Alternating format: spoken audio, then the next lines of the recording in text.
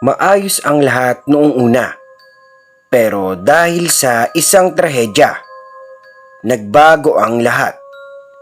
Hindi lang ang aking katawan, kundi pati na rin ang direksyon ng aking buhay. Magandang araw po sa inyo, mga tagapakinig. Ako nga pala si Marlon Fernandez. Hindi ko tunay na pangalan. Medyo madilim po kasi ang aking nakaraan kaya itago nyo na lamang ako sa pangalang iyon. 35 taong gulang na ako. Binata pa ako at wala pang asawa. Isa akong overseas Filipino worker sa Middle East. 6 na taon akong nagtatrabaho bilang machine operator doon sa isang malaking planta ng metal fabrication. Maganda ang trabaho, malaki ang kita at higit sa lahat, wala akong ibang inaasikaso kundi ang sarili ko lamang. Wala pa akong iniisip na asawa, wala ring binubuhay na mga anak. Puro ipon, puro trabaho at bakasyon lamang ang aking iniisip. Sa totoo lang, sanay na rin ako sa lungkot at katahimikan. Natustusan ko na rin sa pag-aaral ang 3 kong kapatid kaya naman para sa sarili ko na lamang ang aking iniintindi. Pero isang araw, isang trahedya ang dumurog sa lahat ng plano ko sa buhay. Araw ng Sabado iyon. Kakaiba ang init ng panahon. Parang may kakaiba sa hangin. Dahil nga sa nasa disyerto ay medyo nakakahilo ang init ng panahong iyon. Walang sinabi yung tagal kong serbisyo sa planta dahil sa kakaibang panahon noong mga oras na iyon. Ang mga kasamahan ko, kapwa Pilipino rin ay abalang-abala sa kanilang panananghalian. Ako naman ay hindi mapakali. May napansin akong manipis na usok na lumabas sa ilalim ng isang makina, ang pinakasentro ng operasyon namin. Bilang head operator, obligasyon kong tiyakin na maayos ang lahat ng makina bago kami mag-resume ng trabaho. Kaya kahit gutom at pagod, nilapitan ko ito para i-check. Dahan-dahan kong binuksan ang takip. Sinilip ang loob upang malaman ang pinagmumula ng usok. Pagkabukas ko pa lang, biglang nagliyab ang isang bahagi nito at sumambulat ang mainit na hangin. Isang parte ng makina ang kumalas at tumalsik. Hindi na nga ako nakailag pa dahil sa bilis ng pangyayari. Hindi ko na naagapan. Tumama ito sa kaliwang braso ko. Parang kinain ng bakal ang laman ko. Napasigaw naman ako sa sakit at dahil nga napakalakas ng ingay galing sa machine ay hindi ako naririnig ng mga kasama ko. Habang naiipit ako ay patuloy kong hinihila ang aking kamay. Dahil kung hindi ay maaring buong katawan ko ang makain ng makinarya. Narinig ko pa ang tunog ng pagkakakalas ng mga tornilyo bago tuluyang mawala ng malay. Naramdaman ko pa ang pagtama ng katawan ko sa sementadong pader. Nahilo ako dahil sa lakas ng tama at nararamdaman ko ang mainit na likido na unti-unting lumalamon sa aking diwa. Pagdilat ko, nasa ospital na ako. Nasa harapan ko ang isang nurse na siyang nagbabantay sa akin. Pilit kong ginagalaw ang aking katawan pero napagtanto ko na nakagapos ang kaliwang braso ko. Balot ng benda. Bumalik sa aking alaala ang nangyari dahil sa sobrang sakit na ang aking nararamdaman mula sa aking kaliwang braso. Agad naman tumawag ang nurse ng mga doktor nang makitang magmulat ang aking mga mata. Kahit nga masakit ang aking katawan, Maging ang aking mga braso ay may masakit pa pala akong malalaman. Pero mas masakit ang malaman. Nang dumating kasi ang doktor ay binalita niya sa akin na kailangan itong putulin hanggang siko. Hindi na raw ito may sasalba pa, sabi ng doktor, dahil sa pagkadurog ng aking buto. Dahil sa aking narinig, bigla nga akong pinanghinaan ng loob. Ang dating maayos kong katawan, ngayon ay kulang na. Parang kinuha ng aksidente ang kalahati ng pagkatao ko. Na-stress ako ng mga panahon na iyon at di makausap. Nasa Pilipinas ang pamilya ko at tanging sarili ko lamang ang aking sandalan ng mga panahong iyong nasa ospital ako. Ilang araw lang matapos ang operasyon, nanatili ako sa ospital. Wala na raw akong kapasidad para bumalik sa trabaho. Kung ganon ang aking kalagayan, ang kumpanya, binigyan ako ng compensation, sapat na para mabuhay ng ilang buwan. Siyempre, binigyan rin ako ng kumpanya ng malaking halaga dahil sa pagiging trabahador ko sa kanila ng ilang taon. Nangako rin sila na sasagutin nila ang anumang bayarin sa ospital. Pero pagkatapos nun, wala na akong alam na pupuntahan pa dahil sa aking kalagayan. Kaya kailangan ko talagang mag-isip ng paraan. Naisip ko na gamitin ang pera para makahanap ng donor ng kamay na pwede kong pamalit. Sabi kasi sa akin ng isa sa pinakamagaling na doktor sa Middle East ay pwede ko pa raw palitan ng kamay sa pamamagitan ng paglilipat ng ugat para mag-connect muli. Pero kailangang mapalitan agad upang gumana pa rin ang mga cell sa katawan ko. Pero kakailanganin ng ilang buwan bago ito gumana. Dahil nga baldado na rin ako dahil nga sa isang parte ng katawan ko na sobrang halaga sa trabaho ang nawala. Nagdesisyon ako na maghanap ng pwedeng pamalit sa Pilipinas na sakto sa akin. Pagkatapos nga na makausap ang doktor ay tumawag ako sa aking ina at ama. Nagpahanap ako sa kanila ng pwedeng mag-donate ng kamay at babayaran ko na lamang kahit magkano. Ang problema ay nahirapan ng aking mga magulang na maghanap dahil nga napaka-imposible na may mag-donate ng sarili nila ng katawan para sa pera. Ilang araw na nga akong nag-aabang pero bigo pa rin sila kaya naman ako na ang humanap ng paraan. Nagtingin ako sa dark web kung saan pwede may mabilhan ng prosthetic na kamay. Habang nagtitingin nga ako ay may isang private charity group na nag-chat sa akin. Nagsabi silang nagbibigay sila ng prosthetic arms, mga artificial na braso galing sa iba't ibang donors. Papadala nila, basta pumirma ka ng waiver at ipakita ang aking braso para mahanapan nila ng katulad. Siyempre, tinanggap ko agad dahil di naman sila nagpapabayad agad. Nagbigay lang ako ng down payment. 1 linggo lang. Dumating nga yung package. Balot na balot ito at mukhang maayos talaga ang pagpapadala.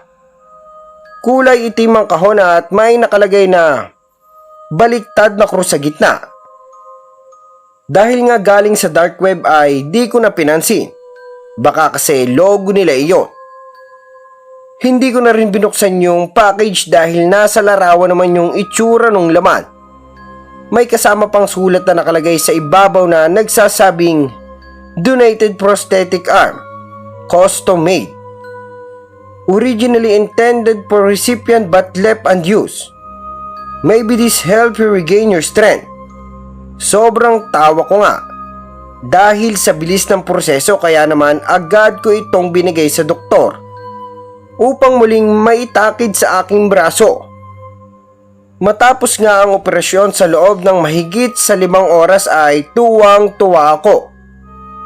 Ayon sa doktor kasi ay totoong kamay daw ng tao ang pinagmula ng kamay. Medyo nabigla nga ako noong narinig ko iyon. Dahil sa dark web ito galing at baka sadyang pumatay ang nagpadala nito para kumita. Wala naman kasi kaming usapan kung totoo o hindi. Basta may nagpadala lang sa akin ng waiver tapos pinirmahan ko lamang. Pero dahil nga gusto kong bumalik ang aking kamay ay hinayaan ko na lamang ang kaisipang iyon. Mahalaga sa akin ay meron na akong bagong kamay na anytime ay pwede na muling magamit. Hindi ko pa nga ito na igagalaw at naka-bandage pa pero ramdam ko na parang bahagi talaga ng katawan ko ang kamay. Saktong-sakto talaga sa akin ang kamay kaya naman kahit papaano ay di na ako madedepress kakaisip sa aking kalagayan. Pero dahil ilang buwan pa bago gumana ang bago kong kamay ay nagdesisyon muna akong umuwi sa Pilipinas. Nakabanda na pa rin ang aking mga braso kaya naman nang umuwi ako ay ang nanay ko muna ang nag-alaga sa aking pansamantala. May sarili akong condo unit pero pinili ko munang sa bahay namin ako tumuloy para naman makapagpahinga ng konti. Sobrang pasalamat nga ng aking mga magulang dahil nakahanap ako agad ng donor. Medyo naninibago lang ako dahil nga sa loob ng ilang taon ay muli akong makakapagpahinga. Akala ko nga ay magiging maayos na ang lahat ng yon. Yun pala, umpisa pa lang pala iyon ng bangungot na di ko inaasahan. Malakas ang ulan noong gabing iyon. At syempre ay nakakamiss din yung tunog ng ulan sa bubong ng bahay. Kaya naman agad akong nakatulog. Siguro madaling araw na ng mga oras na iyon nang biglang magmulat ang aking mga mata. Madilim ang paligid at tanging kulog at panakanakang kidlat lamang ang nagsisilbing liwanag pansamantala. Nasa isang kakawihan ako at malakas pa rin ang ulan. Basang-basa ang aking damit. Nagpalinga-linga ako at napansin kong nasa harapan ko ang isang bangkay. Duguan ito at wala ng kamay at paa. Ang nakakapagtaka pa nga ay duguan din ang aking mga kamay. Sariwa ito at amoy ko ang masangsang na amoy galing sa dugo. Nanlaki ang aking mga mata dahil sa aking nakita. Hawak ko ang palakol na pamutol ng kahoy. Puno rin na sariwang dugo na umaagos ang lupa kada patak ng ulan. Sigurado akong di ko alam kung bakit ako nasa lugar na iyon. Takang-taka ako at parang tunay ang paligid dahil nakaramdam ako ng lamig galing sa patak ng ulan. Sa gitna ng aking pagkabigla at pagkalito, isang bagay ang mas nagpatindig ng mga balahibo ko. Nakita kong dahan-dahang dumilat ang mata ng bangkay. Nakatitig ito ng masama sa akin. Puro puti na lamang ang kanyang mga mata pero napakatilim ng mga titig nito na parang napakalaki ng galit. Isang nakakapangilabot na takot ang bumalot sa akin. Agad kong nabitawan ang palakol na parang napaso ang aking kamay at wala akong ibang naisip kundi ang tumakbo. Tumakbo ko ng tumakbo sa gitna ng kadiliman at rumaragas ang ulan. Hindi alintana ang mga sanga na sumasampal sa aking muka at katawan. Hingal na hingal ako. Ang aking puso ay kumakabog ng malakas sa aking dibdib. Sa aking pagtakbo. Bigla kong naramdaman ang isang malamig at madulas na bagay na tumapik sa aking muka.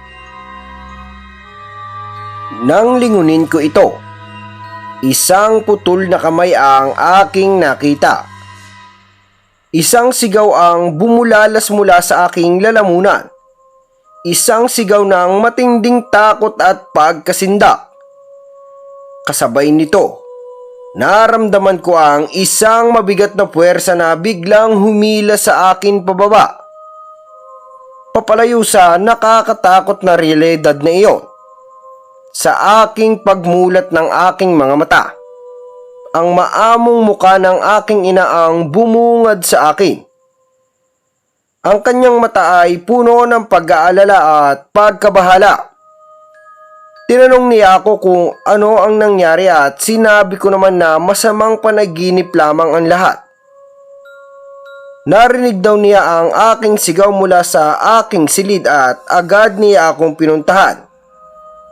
Buti na lamang daw at nagising ako nang ako ay kanyang niyugyog. Pawisang-pawisa naman ang aking noo noong ako'y umupo sa kama. Kabang-kaba rin at parang galing ako sa mahabang pagtakbo. Napahinga ako ng malalim. Isa lamang palang bangungot ang lahat ng nakita ko na maliwanag ang loob ng aking kwarto. Medyo basa nga lang ang aking katawan dahil naiwan ko palang bukas yung aking bintana kung saan ay nakatapat sa aking kama. Sobrang lakas kasi ng hangin sa labas, dagdag pa yung matatalim na kulog at kidlat. Basang-basa na yung kurtina kaya naman tuwing nililipad ito ng hangin ay sa aking katawan tumatama. Nagpalit nga ako ng damit at matapos nun ay nakahinga na ako ng malalim nang malaman kong walang katotohanan ang lahat. Binigyan ako ng aking ina ng tubig at doon ako nahimasmasan pa ng mabuti. Naisip ko na baka dala lamang ng matinding stress kung bakit ako nananaginip ng ganon. Di na nga ako nakatulog ng gabing iyon kahit na presko ang gabi dahil sa malakas na ulan. Pagkaalis ng aking ina ay di nawala sa aking isip yung aking napanaginipan. Hanggang sa mapansin ko na may bahid ng sariwang dugo ang aking benda at yung aking kumot. Bigla ko tuloy naalala yung laman ng panaginip ko na. Bigla tuloy akong kinalabutan at pakiramdam ko totoo ang lahat. Dahil sa labis na pagkabahala at sa hindi mapaliwanag na takot na bumabalot sa akin. Agad kong hinanap ang aking telepono at tinawagan ang aking doktor. Ikinuwento ko sa kanya ang aking nakakagambalang panaginip at ang nakita kong bahid ng dugo mula sa aking benda at kumot. Matapos niyang pakinggan ang aking sintomas at ang aking labis na pag-aalala, ipinaliwanag niya sa akin na ang bahagyang pagdurugo ay maaring normal lamang sa aking sitwasyon. Ayon sa kanya, habang ang mga bagong ugat ay patuloy na kumakapit at bumubuo sa lugar ng sugat, maaring magkaroon ng kaunting pagdurugo. Ang kanyang kalmadong paliwanag at ang kanyang katiyakan na ito ay isang normal na bahagi ng paggaling ay nagbigay sa akin ng bahagyang kapanatagan. Ilang buwan na lamang daw at magiging maayos na ang lahat. Medyo natuwa nga ako kahit papaano. Sa kabila ng nakakagambalang panaginip at ang bahid ng dugo na nagdulot ng panandaliang takot, ang aking pisikal na kalagayan ay papunta na sa paggaling. Ang bawat araw na lumilipas ay isang hakbang palapit sa normal na buhay na aking inaasam muli. Iniisip ko ang mga bagay na muli kong magagawa kapag tuluyan na akong gumaling. Agad ko nga na naisip na bumalik mula sa trabaho sa oras na maging maayos ang lahat. Pero sa kabila ng pagpapaliwanag ng doktor, ang aking mga masasamang panaginip ay tila hindi nagpapakita ng anumang sinyalis ng pagtigil. Sa katunayan, tila pa nga lumalala ang mga ito tuwing gabi. Ilang gabi na kasi akong sunod-sunod na dinadalaw ng bangungot at ang nakakatakot pa, tila iisa lamang ang paulit-ulit na laman ng aking mga panaginip. Ang madilim na kakahuyan, ang malakas na ulan, ang duguan at mga putol-putol na kamay at paa, at mga bangkay ay laging naroroon. Lagi ko na lamang iniisip na baka dala lamang yun ang pag-iisip tungkol sa may-ari ng kamay. Kaya ganun yata ang lumalabas sa aking panaginip. Pero ang nakakapagtaka nga lamang ay tuwing umaga na nagigising ako ay may kaunting sugat sa isa kong braso. May kalmot din ito kahit wala naman kaming pusa na pwedeng panggalingan ito. May isang gabi rin ako na nagising mula sa bangungot na may putik ang aking mga paa, na parang kusa akong naglakad sa labas ng bahay. Hindi naman umuulan ng mga oras na iyon pero may bahid nga ng putik ang aking tsinelas at maging yung aking talampakan. Kaya naman napapaisip na lamang ako. Minsan na lamang ay may dahong tuyo din sa aking kwarto at may mga patay na sanga. Noong una, akala ko aso lang namin ang nagdadala ng kalat sa kwarto ko. Pero noong tinignan ko yung CCTV ay wala namang pumapasok sa loob. Gusto ko na nga rin magpunta sa psychologist para malaman kung imahinasyon ko lang ba yung nakikita ko o sadyang nangyayari talaga dahil baka mauna pa akong mabaliw sa nangyayari. Naging panatag naman ako dahil nga baka daw bunga lamang ng pagkawala ng aking braso ang dahilan ng mga panaginip na iyon. Kakaisip ko daw sa trahedya kung bakit daw ako nagkakaroon ng masasamaang panaginip. At siguro daw ay may mga daga sa bahay na nagdadala ng basura. Kaya di ko makita sa CCTV o kaya ay hangin lamang.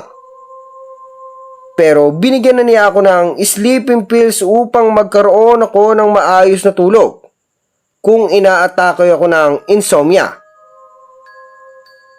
Pero lahat ng gamot na iyon ay parang naging sanhi pa ng mas malala pang pangyayari. 2 buwan matapos maging maayos ang aking kamay at inalis ko na nga ang benda nito. At unti-unti ko na nga itong naigagalaw. Medyo nawala na rin yung mga bangungot ko dahil siguro sa pagbabalik ng aking kamay. Madalas ko nga lamang ahitan ito dahil nga medyo mabalahibo ang kamay. Nagiging normal na ang lahat maliban sa isa. Di ko alam kung bakit parang may sariling mundo ang bago kong katawan sa pagkain. Madalas na gumagalaw ito at kumukuha ng pagkain na hindi ko naman gusto. Parang may utak ito na siyang nagdidesisyon para sa kanyang sarili. Pinalampas ko lamang ito at hinayaan ko na lamang. Di ko naman masisisi ang aking bagong kamay dahil baka naninibago lamang ito sa kanyang may-ari. Hanggang isang gabi ay nagja-jogging ako sa labas ng bahay sa gilid ng highway. 7:00 na nga ng gabi iyon at medyo marami ng sasakyan ang dumadaan. Paglagpas ko sa isang gasolinahan ay nakaramdam ako ng pagbigat ng aking pantog. Dumiretso ako sa isang makapal na talahiban upang bawasan ang aking iihiin. Sandali pa nga ay narinig ko ang isang mahinang sigaw na humihingi ng tulong. Paglingon ko nga ay nakita ko ang isang lalaki na hila-hila sa braso ang isang payat na babae. Pumasok sila sa loob ng talahiban na may kalayuan sa aking pwesto. Lalo kong narinig ang hiyaw ng babae pero dahil nga sa ingay ng mga sasakyan ay di siya marinig ng mga tao. Ayaw ko sanang makailam dahil baka away mag-asawa lamang ang aking nakita dahil mukhang may edad na sila. Pero nang akma na akong aalis ay parang may kung anong bagay ang nagtulak sa akin para sundan ng dalawa. Di ko nga mapigilan ang aking sarili na kumuha ng isang matalas na bato nung nakita ko kung paano galugarin sa lupa ang babae. Nang makita ko na balak niyang gawa ng masama ang ginang ay agad kong ang hinambalos ng hampas sa ulo ang lalaki. Napahiyaw naman ang babae sa gulat. dahil mukhang hindi niya napansin ang pagdating ko. Sindak na sindak ang babae sa nangyari at agad nga itong tumakbo papalayo nang hindi man lang nagpapasalamat sa aking pagtulong. Di ko tuloy alam kung nakatulong nga ba ako o hindi. Kita ko naman ang paggapang ng lalaki sa damuhan. Umaagos ang sariwang dugo mula sa kaniyang ulo. Gusto ko na ito iwan sa ganong kalagayan pero bigla na lamang may kung anong puwersa ang nagtulak sa akin upang ipagpatuloy ang pagpalo sa ulo ng lalaki. Di ko tinigilan hanggang sa lumabas ang utak nito at magkadurog-durog ang bungo. Di ko na alam ang ginagawa ko. Basta mahalaga ay mapatay ko ang lalaki. Alam kong tama lang ang aking ginawa dahil masamang tao siya. Nang makita ko nga na wala ng buhay ang lalaki habang nakahandusay, duguan at halos hindi na rin siya makilala dahil sa mga sugat at pamumuo ng dugo sa kanyang muka, ay agad kong pinagpupukpok ng malaking bato ang kanyang payat na nanginginig pambraso. Walang tigil, walang awa. Sa bawat hampas, parang mas lalo akong tinutulak ng kung anong puwersa na hindi ko maipaliwanag. Hanggang sa unti-unti nang malusaw ang laman. At ang mga buto ay nagkawasag-wasag na parang karne. Sa huling paghampas ko ay narinig ko ang paglagutok ng kanyang buto. Sinyalis na tuluyan ang naputol ang kanyang braso. Matapos iyon, tahimik akong tumayo. Nanginginig ang mga kamay ko pero hindi dahil sa takot, kundi dahil sa kakaibang katiwasayan na biglang pumasok sa aking katawan. Iniwan ko siya roon sa gitna ng talahiban na para bang wala lang. Wala akong kaba, wala akong takot at higit sa lahat, wala akong konsensya. Parang hayop lamang ang aking pinatay at hindi tao. Dumiretso ako sa irrigation sa di kalayuan. May isang gripo roon na tuloy-tuloy ang agos, sapat na para maalis ang dugong kumapit sa aking mga palad at daliri. Habang ang malamig na tubig ay dumadaloy sa aking balat, pinanonood ko lang kung paano unti-unting nawawala ang pulang likido sa aking mga kamay. Matapos nga mawala ng bahid ng dugo ay agad akong bumalik sa pagja-jogging. Walang tao na dumadaan ng mga oras na iyon, kaya naman panatag akong pumunta sa 7-Eleven para bumili ng tubig.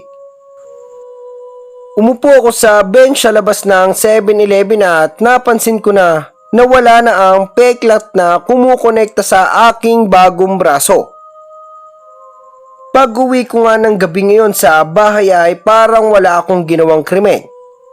Agad nga akong nakatulog at tulad ng mga nagdaang gabi, paunti-unting nawawala ang aking masasamang panaginip. Hanggang sa magising ako na may kumakalampag sa aking higaan. Naputol ang aking masarap na pagtulog kaya medyo naiyamot ako. Nakita ko ang isang pusang ligaw na tumalon mula sa aking bukas na bintana. Agad ko namang kinuha ang batuta na nasa cabinet ko at walang habas na pinukpok sa ulo ang pusa. Nagkalat tuloy ang dugo sa sahig at maging sa aking kama at parang di pa nga ako nakontento. Dahil kinuha ko ang malaking gunting sa aking drawer at ginupit ang mga paa nito. Isa-isa at parang gustong-gusto ko ang aking ginagawa. Matapos iyon ay hinagis ko na lamang sa labas ang patay na hayop saka bumalik sa aking pagkakatulog. Nagising na lamang ako sa ingay ng aking ina na nagwawalis sa labas.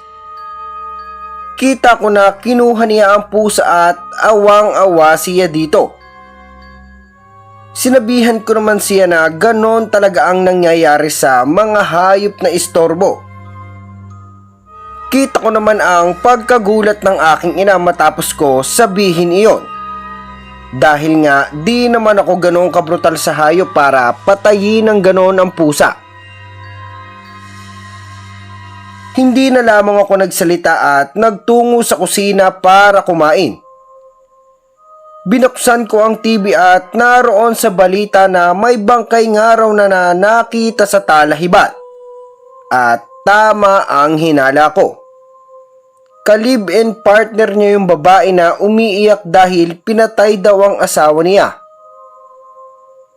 Medyo nag-init ang aking tenga at matapos kong marinig na parang ako pa ang mali sa aking ginawa.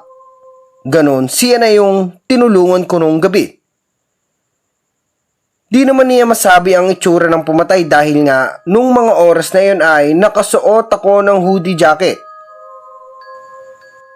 Siguro di niya rin ako nakilala dahil na rin sa dilim ng paligid nung mga oras na nakita ko sila. Naramdaman ko na lamang ang pagtikom ng aking mga palad. Parang galit na galit ang aking mga kamay sa aking narinig. Pinagmasdan ko na lamang ng mabuti ang itsura ng babae. Payat, medyo nasa edad 30 mahigit at may tattoo sa bandang braso. Nakita ko ang pangalan niya sa screen ng telebisyon. Di ko nga magawang kumain dahil bigla na lamang akong nagkaisip na abangan ng babae kung saan ito nakatira. Hapon noon at nagpaalam ako sa aking tatay na pupunta ako sa aking kondo. Dala ko yung aming kotse pero di talaga ako tutuloy sa aking unit dahil may balak ako. Diretso akong nagmaneho sa isang liblib na lugar at parang kung sang umandar ang aking mga kamay upang imaneho ko ang aking sasakyan.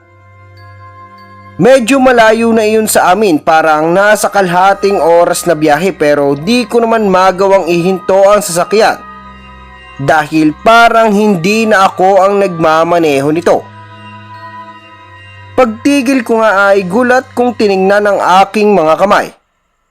Mukha naman silang normal parehas pero ang nakakapagtaka lamang ay yung aking kinikilos na taliwas sa gusto kong mangyari. Malayo pa ay natanaw ko na ang isang pamilyar na babae. Ito na yung nasa balita. Naka-motorsiklo ito pero marahan lamang ang takbo. Agad akong kumilos. Ang aking mga kamay at bigla na lamang umaandar ang sasakyan ko upang banggain ang motorsiklo. Sa lakas nga ng pagkabangga ay agad tumilapon ang babae sa isang malalim na kanal. At yung kanyang minamanehong sasakyan ay bumangga naman sa isang puno malapit sa kanal. Nagpalinga-linga ako upang siguraduhin na walang taong nakakakita sa nangyari. Buti nga at medyo may kalayuan sa kalye kaya naman walang dumadaang sasakyan at tao ng panahong iyon. Bumaba ako ng sasakyan at napansin kong walang anumang gasgas ang likod ng kotse ko. Napangisi ako ng bahagya dahil walang anumang ebidensya na sinadya ko ang lahat. Pagkatapos ay tumingin ako sa kanal sa gilid ng kalsada. Nandoon siya. Wala na siyang malay at kita ko kung gaano kasama ang pagkahulog niya sa loob ng kanal. Ang katawan niya ay tila binali sadya. Ang pagkakakipot ng kanal ay dahilan upang hindi man lang siya makagalaw ng maayos. Ang ulo niya ay nakaangat sa isang tuyong sanga ng kahoy na nakapahalang ng tayo sa loob. Ang isa niyang braso ay nakalaylay, halatang bali at walang buhay. Ang mga paa naman niya ay nakasampak sa magkaibang direksyon. Parang laruan na pinilit ibaluktot sa di natural na paraan. Habang tinititigan ko ang kanyang kalunos-lunos na kalagayan, imbis na maawa at matakot, isang kakaibang kasiyahan ang unti-unting bumabalot sa akin. Ewan, hindi ko na rin talaga maintindihan ang sarili ko ng oras na yon. Ramdam ko na sa bawat segundo, sa bawat tibok ng puso ko na unti-unti na akong nagiging ibang tao. Parang may kung anong kumakain sa aking loob. Unti-unting binubura ang dating ako. Sa totoo lang, parang nagiging psychopathic na yata ako. Hindi na ako natatakot.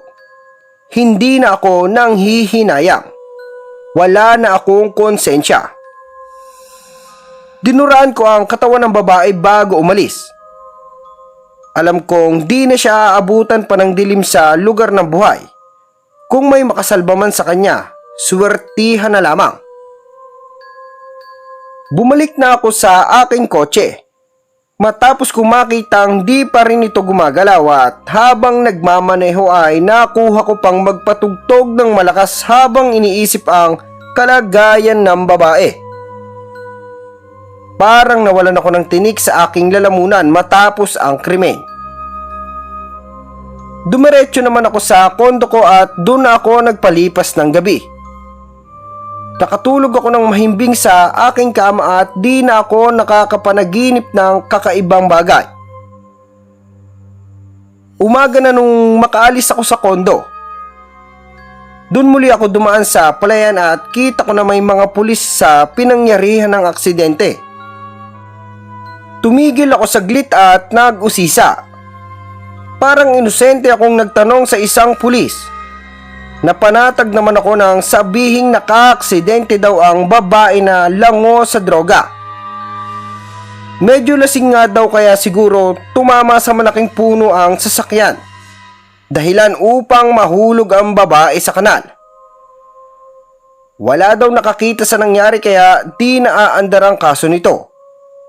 Malayo din daw ang pamilya at napag-alaman na dayo lang sa lugar ang dalawang magka-live-in partner na kapwa ko napatay. Pagkaalis ko nga ay nakaramdam ako ng ginhawa. Lalo ko tuloy naisip na hindi masama ang ginawa ko dahil masasama silang tao na dapat lamang patayin. Siguro mga ilang linggo na yung lumipas at parang nagiging madali na lamang sa akin ang maging brutal. May pagkakataon na wala na ako sa sarili at kinakausap ang mga hayop bago ko sila patayin. Ewan ko pero di na yata yun dala ng aking depresyon kundi isang issue na dapat kong mabigyan ng kasagutan. Hindi ko naman sinasabi sa aking mga magulang na ako ang nakapatay sa dalawang tao na laman ng balita nung isang araw. Ayaw ko na isipan nila na nababaliw na ako dahil mukhang inosente ako pagdating sa pagpatay. Maliban na nga lamang sa pagkakataon na nakikita nilang binabali ko ang lieg ng manok na minsanang pumunta sa aming bakuran. Alam kong ako pa lamang ang nakakapansin ng malaking pagbabago sa aking katawan. Kaya naman nag-search ako sa Google kung saan kinukuha ang mga chop-chop na katawan na pinapadala ng mga supplier sa dark web. Ngunit wala akong makita. Mga artikulo lamang tungkol sa urban legends, conspiracy and theories, at ilang balita ng pagkawala ng mga tao. Pero walang diretsong sagot.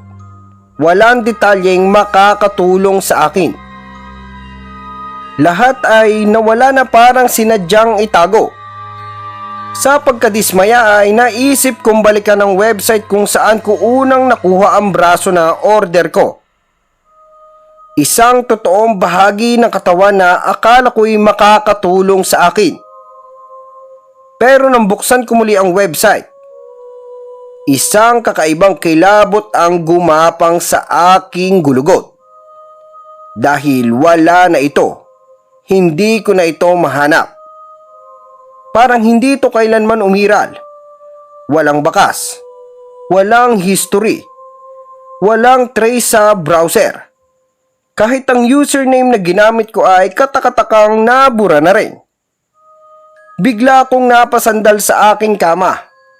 Imposibleng wala akong makitang sagot dahil kailangan ko iyon lalo na nga at Ang daming nangyari sa aking kakaiba. Nanlamig ang aking katawan at may malamig na pawis na pumatak sa aking sintido. Pinagmasdan ko ang aking bagong kamay. Parang normal lamang ito. Maayos ang tahin at tila di mahahalata. Pero habang minamasdan ko ito ng mas matagal ay parang kakaibang takot ang nararamdaman ko. Naisip ko na baka isang masamang tao ang may-ari ng katawan sa website na iyon na binili ko kaya gano'n na lamang ang nangyayari sa akin. O kaya may sumpang kadikit dito. Pero paanong masusolusyonan ang problema kong ito kung di ko naman alam kung paano ko ito haharapin? Nakatulala lamang ako sa kisame habang iniisip ang lahat. Ayaw ko maging kriminal habang buhay dahil di ko iyon pinangarap. Maya-maya ay may kumatok sa aking pinto. Yung katulong namin na 1 taong mahigit nang nagtatrabaho sa amin. Hindi ko pa siya nakikilala ng masyado dahil kakauwi ko nga lamang ilang buwan na ang nakakaraan. Taga-probinsya siya at siguro nasa edad 30 na rin. Kinatok niya ang pintuan ko para sabihing may bisita ako. Tulala pa nga ako at parang ayaw ko pa lumabas ng kwarto. Pero napilitan na lang din ako dahil nga malapit kong kaibigan ang dumalaw. Pagkakita nga sa akin ng aking kaibigan na tawagin na lamang natin sa pangalang Romel ay gulat na gulat siya. Nagtagal ang usapan namin ni Romel sa sala. Parang balik high school lang ang mga kwentuhan. Konting biruan at konting pagbabalik tanaw. Pero habang tumatagal ang pag-uusap, may isang bagay akong napansin. Palagi niyang pinagmamasdan ang aking braso. Hindi man lantaran pero bawat sulyap niya, laging nauuwi roon. Sa unay binaliwala ko, baka curious lang. Pero habang tumatagal, unti-unti akong naiilang. Ramdam ko ang init na unti-unting umaakyat sa bato ko. Hindi ko alam kung dahil sa tensyon o sa inis na bigla na lamang ang pagsulpot niya. Kilala ko si Romel, likas na mayabang. Laging may panlilibak sa tono. Laging naghahanap ng butas. Kaya't hindi na ako nakatiis.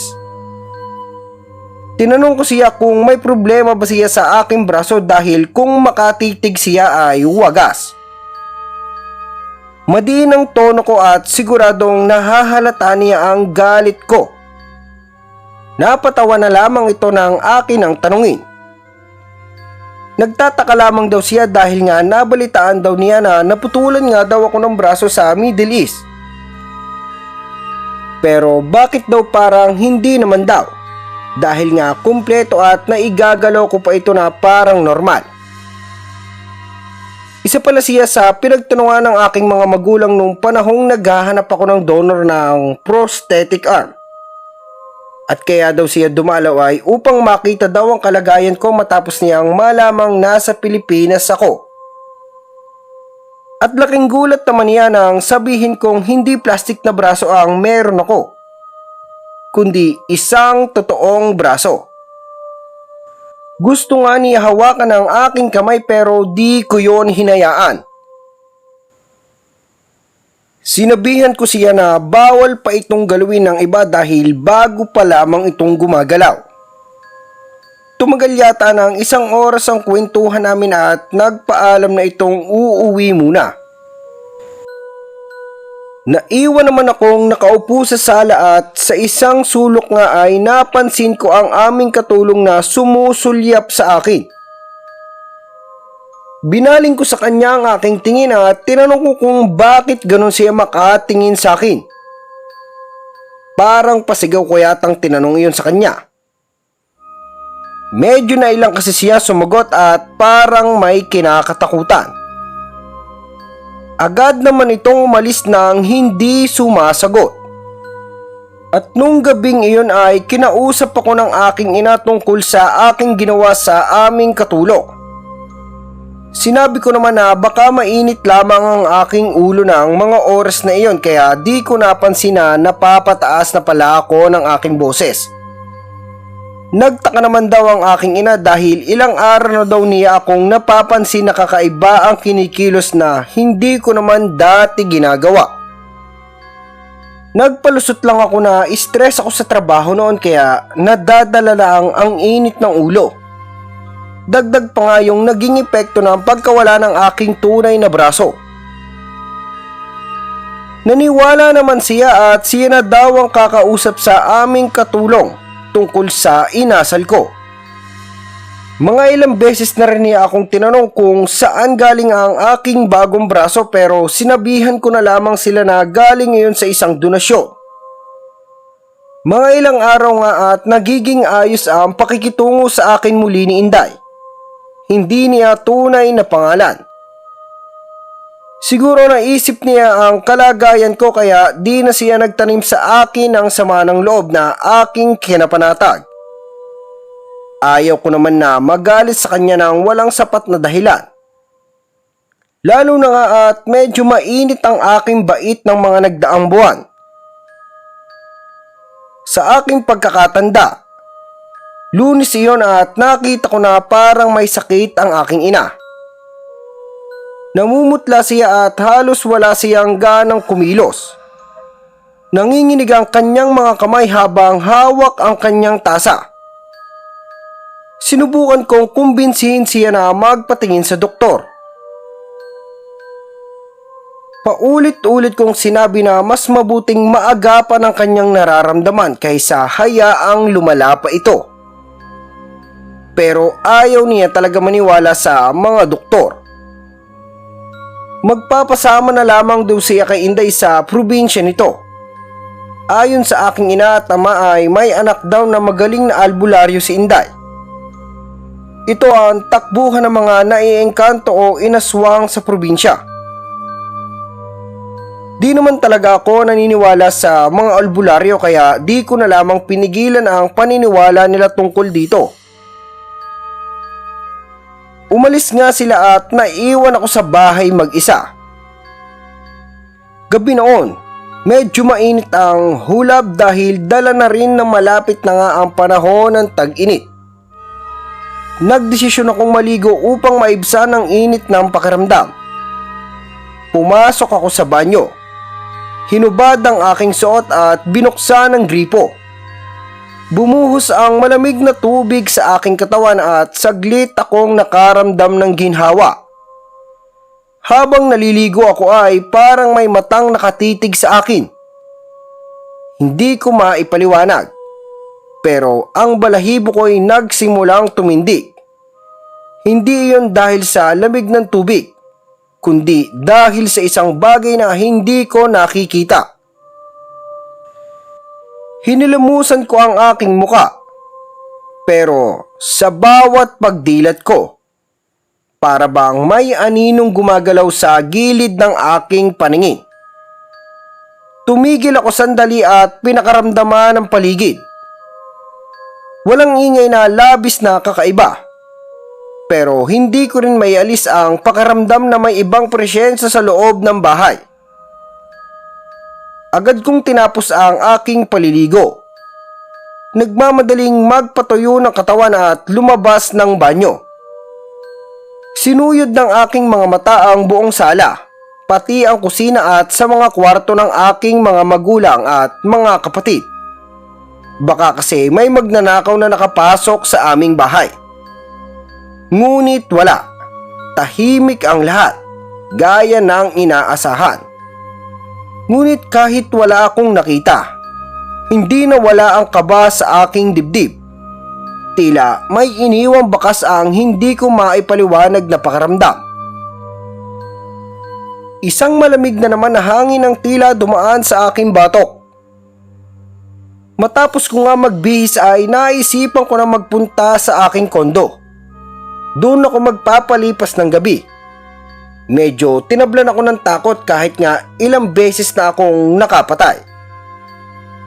At habang nagbabiyahe nga ako ay nararamdaman ko na tila sa ibang direksyon na naman ako dinadala ng aking mga kamay.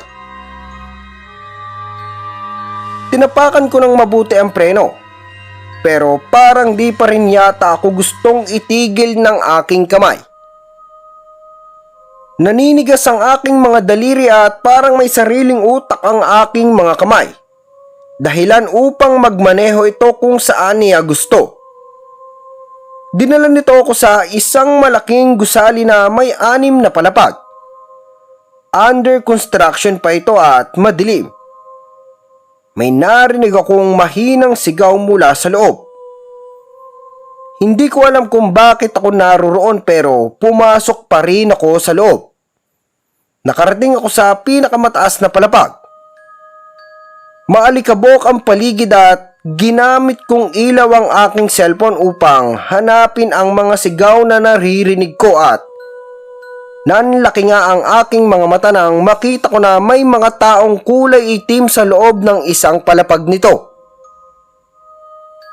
Kahit madilim nga yung buong silid at tanging malamlam na ilaw lamang ng kandila, ang tanging ilaw ay kitang-kita ko pa rin ang mga nasa loob. Pinatay ko muna ang aking cellphone at pinagmasdan ang ginagawa nila ng mga oras na iyon. Hindi ko talaga alam ang gagawin ng mga oras na iyon dahil parang nais ng aking katawan na pumasok sa loob at sumali sa kanilang ginagawa. Siguro mga nasa 10 sila na nakatayo sa silid. Para silang mga miyembro ng kulto. Dahil lahat nga ay may mahabang manggas at lahat iyon ay kulay itim. Hindi ko makita yung kanilang mga muka dahil sa malalaking hood na nakatalukbong sa kanilang ulo. Nasa gitna nila ang babae at lalaking wala ng buhay. Ito yung mga naririnig kong sigaw kung hindi ako nagkakamali. Pinapaikutan ng mga lalaking nakasuot ng itim ang 2 bangkay sa gitna ng silid. Hindi sila basta-basta nakatayo lamang. Tila ba may layunin ang bawat hakbang nila. Bawat galaw ng kanilang mga katawan ay may ritmo. Parang bahagi ng sinaunang seremonyang hindi ko maipaliwanag. Nakatungo sila. Waring nagdarasal ng isang lengguwahe na di ko maintindihan. Habang pinapatakan nila ng mainit na kandila ang mga katawan. Mas lalo akong napaatras at lalo akong natigilan ng isa-isa nilang ilabas ang mga patalim mula sa kanilang ilang mahabang manggas. Kita ko ang mga kutsilyong mapurolang itsura. May kalawang.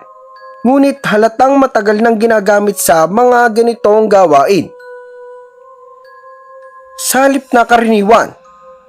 Ang iba sa kanila ay may ukit pa sa mga talim. Mga simbolo na hindi ko mawari kung ano ang ibig sabihin. Pero nagdulot ito ng kakaibang pakiramdam sa akin. Hindi pa ako nakaka-recover sa nakita kong may isa sa kanila ang lumapit at dahan-dahang kinuha ang matulis na piraso ng kahoy at walang alinlangang itinarak iyon sa dibdib ng lalaking bangkay. Narinig ko ang tunog ng pagbutas sa laman, kasabay ng biglang pag-agos ng sariwang dugo mula sa malalim na sugat. Sunod-sunod na ang naging kilos ng iba pa at isa-isa nilang winakwak ang dibdib ng mga bangkay gamit ang matatalim nilang patalim. Walang pag-aalinlangan, walang kahit katiting na awa sa mga mata nila. At doon na nga nangyari ang pinakarumal-dumal. Isa sa kanila ang dumukot ng puso mula sa dibdib ng lalaking bangkay habang umaagos ang mainit-init pa nitong dugo. Nanginginig pa ang mga daliri niya habang hawak nito ang sariwang puso. Ngunit hindi sila takot, kundi tila ba nananabik pa. Ang iba ay sumunod. Ginawa ang parehong krimen sa katawan ng babae. Matapos dukutin ng walang awa ay tinaas nila ito sa ere. Kinain nila ito at doon ko lamang napagtanto na hindi sila normal na tao, kundi mga halimaw, mga aswang na dating hindi ko pinaniniwalaan. Agad akong napatakbo palabas ng gusaling iyon. Halos madapa-dapa ako sa bilis ng aking mga hakbang. Alam kong rinig nila ang aking mga yabag palabas dahil sa tunog na aking nalikha. Hindi na lamang ako lumingon pa hanggang sa tuluyan akong makapasok sa loob ng aking kotse. Nanginginig ang aking mga kamay habang sinususi ko ito. At halos hindi ko maikabit ng maayos ang seatbelt dahil sa sobrang kaba at taranta. Pakiramdam ko isasabog ang aking dibdib sa bilis ng tibok ng puso ko. Hindi ko alam kung panaginip lang ba ang lahat ng aking nasasaksihan. Isang bangungot na pilit sumisiksik sa aking diwa. Sana nga, isang masamang panaginip lang iyon. Isang malupit na ilusyon na kaya kong takasan sa pagmulat ng aking mga mata. Ngunit habang binabaybay ko ang madilim at tahimik na kalsada pauwi, paulit-ulit na bumabalik sa isipan ko ang mga eksenang iyon. Yung sariwang dugo, maging ang mga sigaw. Napakabrutal ng aking nasaksihan at talagang hindi ako pinatulog ng gabing iyon. Hindi ko magawang makaidlip man lang, maging ipikit ang aking mga mata. Dahil kada sarado ko ng aking pilik mata ay wala akong ibang makita kundi ang aking nakita sa gusaling iyon. Di ko alam kung magsusumbong ba ako sa pulis ng mga oras na iyon. Dahil baka di nila ako paniwalaan. Medyo binabagabag talaga ako ng kaisipang iyon hanggang sa sumapit na ang 3:00 ng madaling araw. Nakasandal ako sa headboard ng aking kama. Uminom ako ng kaunting alak para mabilis akong makaramdam ng antok sa kabila ng bangungot na iyon. Ngunit napatingin ako ng biglaan sa salamin, malapit sa aking walk-in closet. May napansin akong kakaibang anino na nasa kaliwang bahagi ng aking kama at kitang-kita ko iyon mula sa refleksyon ng salamin.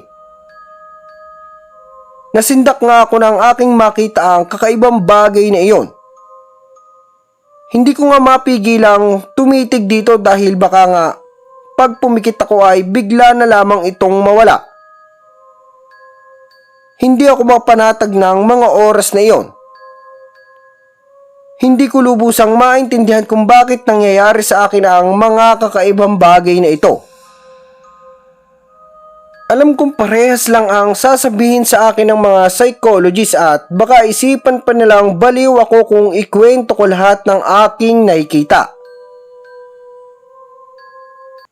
Napasuntok na lamang ako sa aking ulo habang iniisip ko ang pwedeng mangyari. Nahihirapan na ako at parang sasabog na ang aking utak sa kakaisip. Literal na mababaliw ako, Sir Gimbal. Kaya habang sumisimsim ako ng alak ay naaalala ko si Inday. Nang mga oras kasing yun ay wala na akong ibang malapitan kundi yung mga taong maaring makaunawa sa sitwasyon ko.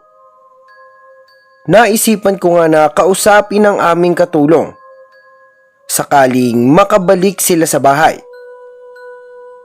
Hindi ko na talaga kasi alam ang nangyayari sa akin kaya hanggat maari ay pipilitin kong maniwala sa mga albularyo kung ito ang tanging makakatulong sa akin. Makalipas nga po ang ilang araw at nakabalik na nga ang mga magulang ko.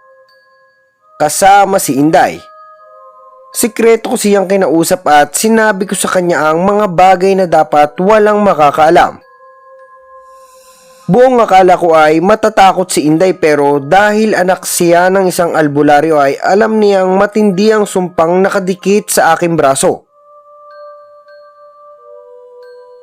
Sir, kailangan niyo malagyan agad ng pangontra. Matindi ang sumpang nakadikit sa iyo. Bulalas niya na agad ko namang kinabigla. Anong sumpa? Tanong ko.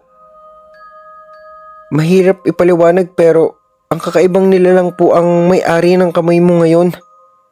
Kabilang ito sa mga masasamang nilalang na ginagawang alay ng mga miyembro ng mga kulto upang maghasik ng kasamaan sa lahat ng dako.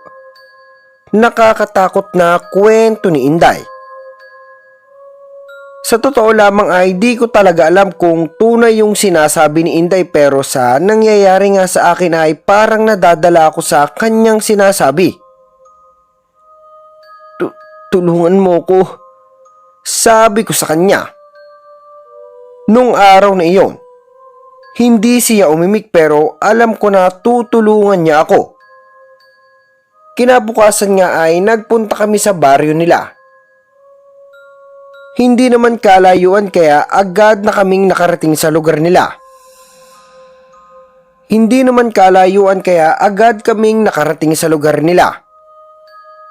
Tulad nga ng inaasahan ko ay magkakalayo ang mga bahay sa kanilang baryo. Tahimik at talagang bukid na bukid ang datingan. Nagulat nga yung tatay ni Inday nang makita kami. Pero mas nagulat siya nang malaman niya ang aking pakay.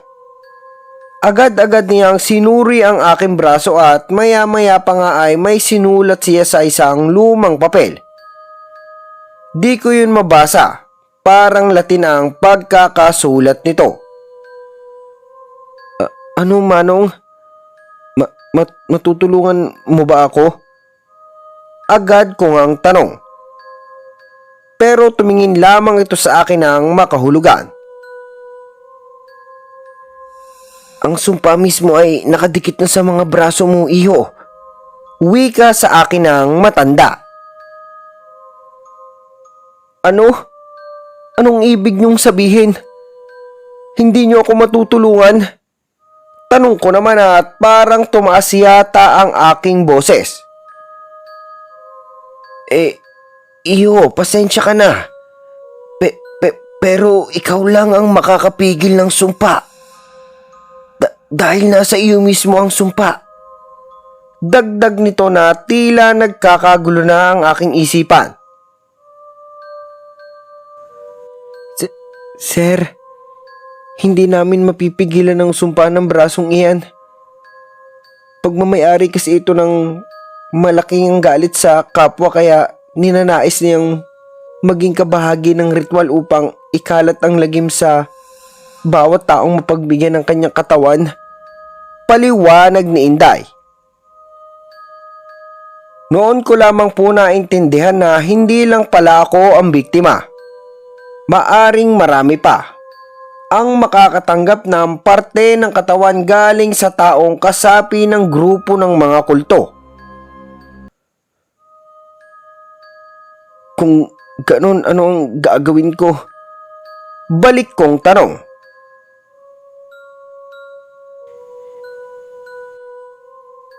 Ikaw lang ang makakapigil sa braso mo. Hanggat maaari, lumaban ka. Labanan mo ang mga sinasabi nito dahil kabahagi mo na rin ito. Madaling sabi ng matandang albularyo. Paano po pag hindi? Tanong ko ng may halong pag-aalala. Maaring ikaw na ang kontrolin nito at kung mangyari iyon, maari kang malagay sa panganib maging ang iyong pamilya. Babala sa akin na agad ko namang ikinabahala. Noong mga oras na yun, Sir Gimbal, ay di ko na alam ang gagawin ko. Pero ngayon, alam ko na pwede kong pigilan ang aking braso. Gagawin ko. Pagkabalik nga namin sa bahay ay walang kaalam-alam ang aking mga magulang sa nangyayari sa akin. Binilinan ko na rin si Inday na kung sakaling magtanong ang aking nanay at tatay ay maghanap na lamang siya ng palusot. Ayaw ko kasi na madamay sila sa anumang pwedeng dalhing kamalasan ng aking braso. Nagdesisyon na rin ako na aalis na muna ako ng Pilipinas dahil mas mabuting malayo ako sa loob ng aming bahay na pwedeng mangyari ang mga bagay na di ko gusto. Sa katunayan, Sir Gimbal, ay balak ko muling bumalik sa Middle East. Baka sakaling pag nakapokus ako sa trabaho ay makalimutan ko na ang may dala akong sumpa. Mga ilang linggo nga ay tumawag ako sa dati kong pinagtatrabahuhan. Maging sila ay takado sa mabilis kong recovery. Pumayag naman ang aking amo na bumalik muli ako sa aking pinagtatrabahuhan dahil nangangailangan talaga sila ng gaya kung sanay na sa trabaho. Ilang buwan na lamang nga at luluwas na ako. Pero andun pa rin yung kakaibang bagay na patuloy na umaaligid sa akin. Yung mga nakaitim na mga tao. Yung itim na anino. Yung mga nangyari sa akin na kakaiba at kung paano ako nagiging psychopathic minsan. Lahat ng iyon ay ibabaon ko muna sa limot. Naramdaman ko kasi na tila lumalakas ang puwersa ng sumpa tuwing nagagalit ako. Kaya naman kailangan kong isway ko muna ang aking utak sa mga bagay na nagpapasaya sa akin. Hanggang dito na lamang po, Sir Gimbal, ang aking kwento at sana dumating yung araw na mahanap ko na rin ang website na aking pinagbilhan ng braso. Yun na lamang kasi ang tanging paraan para malaman ko ang katotohanan sa likod ng kakatuwang pangyayari sa akin. Alam kong malabong may maniwala sa aking kwento pero di ko kayo masisisi. Dahil napakahirap talaga paniwalaan ang mga bagay na di nyo pa nararanasan. Pero isa lang ang nais ko. Ang wag nyo sanang maranasan ang mga bagay na nangyari sa akin. Sa totoo po lamang ay naghahanap pa rin ako ng kasagutan sa bawat tanong na bumabagabag sa akin ngayon. Pero mahalaga nga ay wala na ako sa Pilipinas at malayo ako sa aking mga magulang. Hanggang sa muli po at maraming salamat sa inyong pagbabasa. Lalo na yung mga nakikinig sa inyo. At dito na po nagtatapos ang ating kwento. Sana po ay nagustuhan nyo ang ating kwento ngayon. At kung bago pa lang po kayo sa aking channel ay mag-subscribe na kayo at huwag nyo na rin kalimutan i-hit ang notification bell button para maging updated kayo sa mga susunod pa nating mga video.